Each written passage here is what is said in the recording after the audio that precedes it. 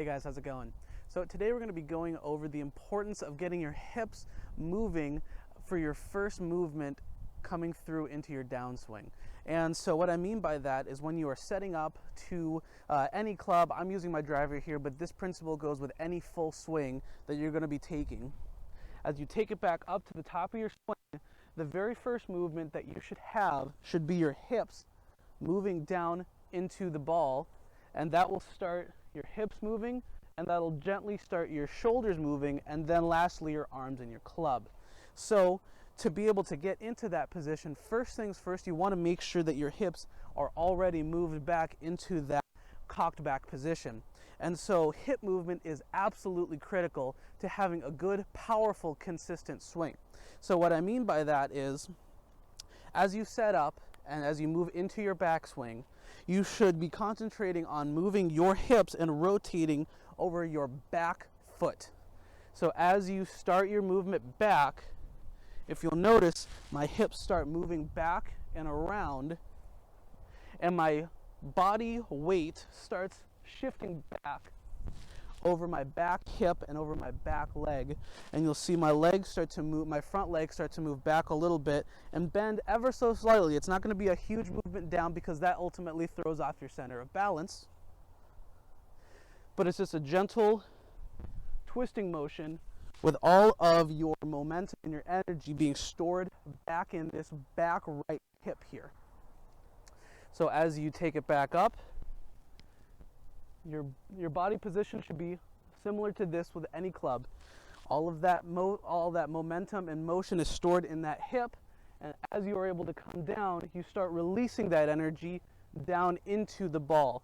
And so think about it as if you are just kind of throwing your hips out to be able to get the rest of your body out as well, because if you leave your hips turned back like this and you only move your upper body, you're almost getting in your own way here. You're going to have to over-rotate with your hands, and it's going to be extremely inconsistent. So think of it as the very first movement should be 1 with your hips, 2 with your shoulders, 3 with your arms and your club. It should be that 1, 2, 3 motion every single time. Because if you don't move your hips at all, you don't have any momentum to throw behind your swing except for what you can generate with your arms, and one, that's not going to be nearly as powerful as if you use your entire body, and 2, that's going to be extremely inconsistent because you're hoping you can get your arms into the right position every single time when it's just more movement than you really need to try to control.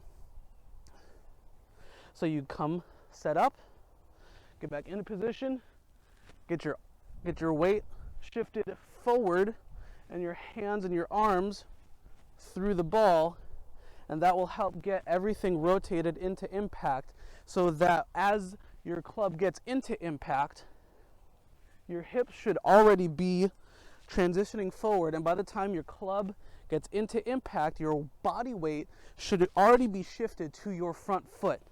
So that movement of your hips will automatically generate all of that speed and momentum and transfer that into power, getting into the ball and into impact.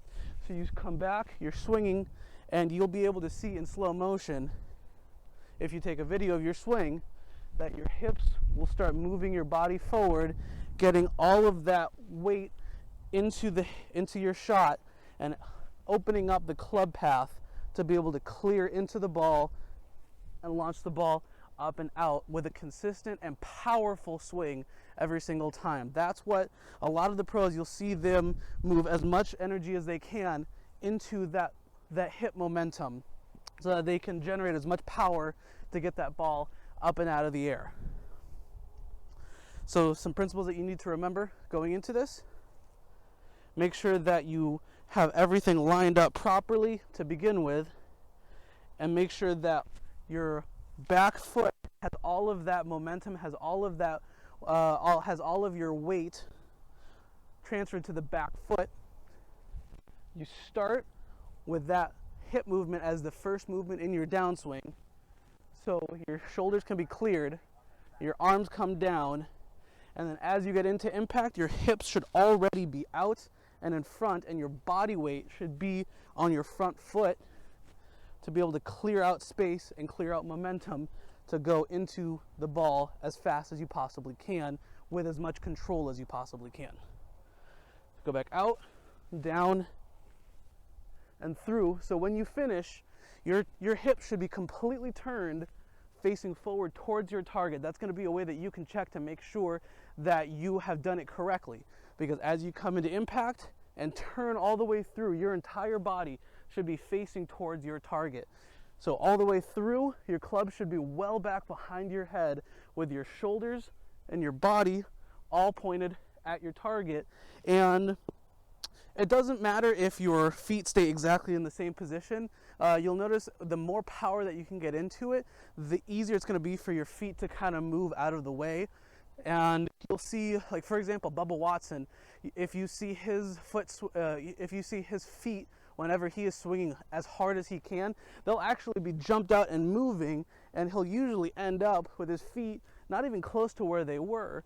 But you'll notice that everything is transitioned forward so that his back foot, there's no weight on that back foot. All of that weight is on the front foot, and all of his body momentum has been put into that shot and forward towards your target.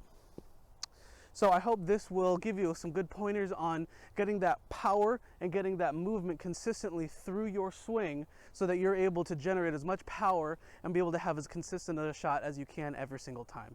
So if you have any other questions, leave them in the comment section below. Like the video and subscribe to the channel. We'll see you guys next time.